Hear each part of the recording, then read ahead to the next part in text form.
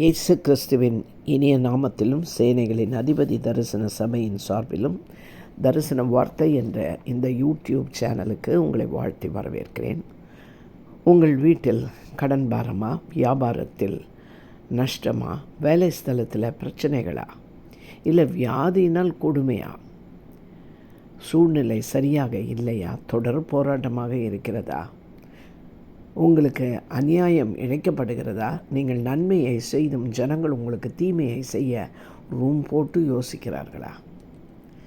Mark 10 அதிகாரம் 45 52 வரை பாருங்கள். பர்த்திமேயு என்ற குருடன் வழி அருகே உட்கார்ந்து பிச்சை கேட்டு கொண்டிருந்தான். அவன் நசரேயனாகிய இயேசு கிறிஸ்து வருகிறார் என்பதை கேள்விப்பட்டு, இயேசுவே, தாவீதின் குமாரனே, எனக்கு இறங்கும் என்று கூப்பிடத் தொடங்கினான் என்று எழுதப்பட்டிருக்கிறது. இது ஒரு ஜெபம். முதலாவது நாம் அறிந்து கொள்ள வேண்டியது, இது ஒரு ஜெபமாகவே இருக்கிறது. இவன் வழி அருகில் பிச்சை கேட்பவன். அவனுடைய முக்கிய நோக்கம் என்னவாக இருக்கும்? அன்றைய பிழைப்பிற்கு பிச்சை எடுத்து பணம் சேர்க்க வேண்டும். அப்படிப்பட்டவன் இயேசு வருகிறார் என்பதை பற்றி அறிய வேண்டிய அவசியம் என்ன? தன் பிழைப்பை விட்டுவிட்டு அந்த வழியாக யாரோ வருவார்கள், போவார்கள். அதுபோல் இயேசுவும் வருகிறார்.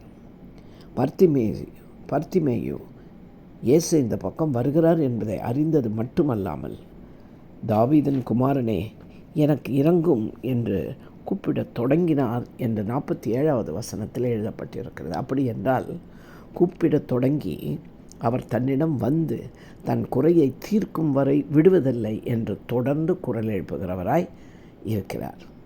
அவருடைய விடாமுயற்சியை இது காட்டுகிறது. இயேசு கிறிஸ்து எப்படிப்பட்டவர்? தேவனுடைய குமாரன், தாவீதின் குமாரன் என்ற ஒரு பெயரும் அவருக்கு இருக்குது.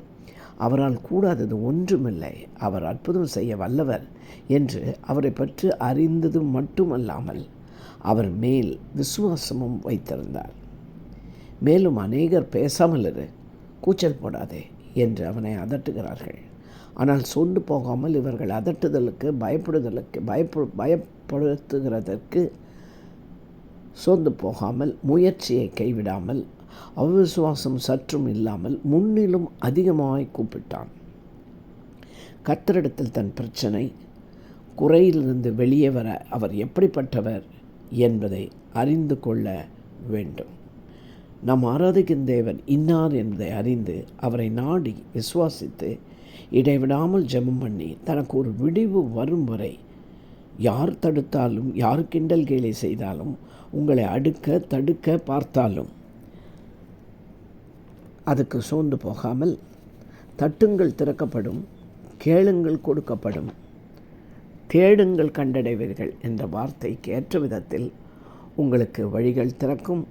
உங்களுக்கு உண்டான ஆசீர்வாதத்தை நீங்கள் காண்பீர்கள். நீங்கள் விரும்புகிறது உங்களுக்கு கொடுக்கப்படும். உடனே அந்த குருடனை அழைத்து, திடன்கொள், எழுந்திரு என்று அவனிடம் சொல்லுகிறார்கள். அவன் எழுந்து தன்மேல் உள்ள வஸ்திரத்தை எறிந்துவிட்டு இயேசுவிடம் வந்தான். அந்த வஸ்திரம் அவன் ஒரு பிச்சைக்காரன் என்பதை அடையாளம் காட்டுகிற வஸ்திரமாக இருந்தது. அவனுடைய உள்ளத்தில் இருந்த விசுவாசத்தை பாருங்கள். இயேசு என்னை அழைத்து விட்டார், நான் அவரிடத்தில் போகிறேன்.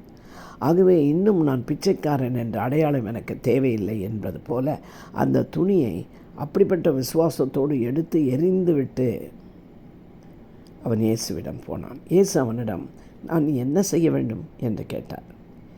ஏனென்றால் அவன் பிச்சை எடுத்து கொண்டிருக்கிற குருடன். பிச்சை கேட்கிறது அல்லது தனது கண்கள் திறக்கும்படி அற்புதம் செய்ய கேட்கிறது, எதை அவன் பெற்றுக்கொள்ள நினைக்கிறான் என்பதை அறிந்து கொள்ள இயேசு அப்படி கேட்டார். அதற்கு அந்த குருடன், நாம் பார்வையடைய வேண்டும், சத்தியத்தை அறியும்படியாய் மனக்கண்களை நமக்கு திறக்கும்படி அந்த சத்தியம் நம்மை பிச்சை எடுத்து தேவனிடத்தில் பெற்றுக்கொள்கிற வாழ்க்கையிலிருந்து விடுதலை கொடுத்து இயேசு கிறிஸ்துவின் பிள்ளைகளாய், சுதந்திரவாளிகளாய் நம்மை மாற்றும். அப்படிப்பட்ட அற்புதத்தை நாம் பெற்றுக்கொள்ளும்படியாக அந்த பர்த்திமேயு கேட்டதைப் போல நாமும் கேட்க பழக வேண்டும். ஆக விசுவாசமுள்ள ஜெபம் அவன் பிணியை நீக்கிற்று. அதுபோல்தான் நம்முடைய பிரச்சனைகளும் நம்முடைய தேவைகளும் நம் விசுவாசமுள்ள ஜெபத்தினால் நீங்கும். எரேமியா 33:3 சொல்லுகிறது, என்னை நோக்கி கூப்பிடுங்கள், அப்பொழுது நான் உங்களுக்கு உத்தரவு கொடுத்து நீங்கள் அறியாததும் உங்களுக்கு எட்டாததுமான பெரிய காரியங்களை உங்களுக்கு அறிவிப்பேன் என்று நமக்கு ஆச்சரியமான பிரமிக்கத்தக்க தன் காரியங்களை அவர் செய்வேன் என்று வாக்களிக்கிறார். சுகத்திற்காக, விடுதலைக்காக, சூழ்நிலை மாற, அதிகாரத்தில் உள்ளவர்களுக்காக, பில்லி சூனியம், மாந்திரிகம், அசுத்த ஆவிகளிலிருந்து விடுதலை பெற்றுக்கொள்ளும்படியாக அவரை நோக்கி ஜெபிக்க வேண்டும். உபாகமம் 1:17 கடைசி பகுதியில் பார்த்தீர்களானால், உங்களுக்கு கடினமான காரியத்தை என்னிடத்தில் கொண்டு வாருங்கள், அதை நான் கேட்பேன் என்று வாக்களிக்கிறார். கர்த்தர் நிச்சயத்தில் சீக்கிரத்தில் உங்களுக்கு நியாயம் செய்வார். அவரை விசுவாசிங்கள், அவரிடத்தில் வேண்டிக் கொள்ளுங்கள், அவரால் கூடாதது ஒன்றுமே இல்லை. நம் கண்களை மூடி ஜெபிப்போம். அன்பும் இரக்கமுள்ள எங்கள் நல்ல தகப்பனே, இந்த பர்த்திமை குருடனுக்கு எப்படி இரக்கம் பாராட்டி இருக்கிறீர். அவன் பார்வையை கொடுத்தீர். உலகத்தை, இயற்கையை, எல்லாவற்றுக்கும் மேலே உம்மையும் மோடு கூட இருந்த சீஷர்களையும் அவன் காண பெற்றது எத்தனை பெரிய பாக்கியம்.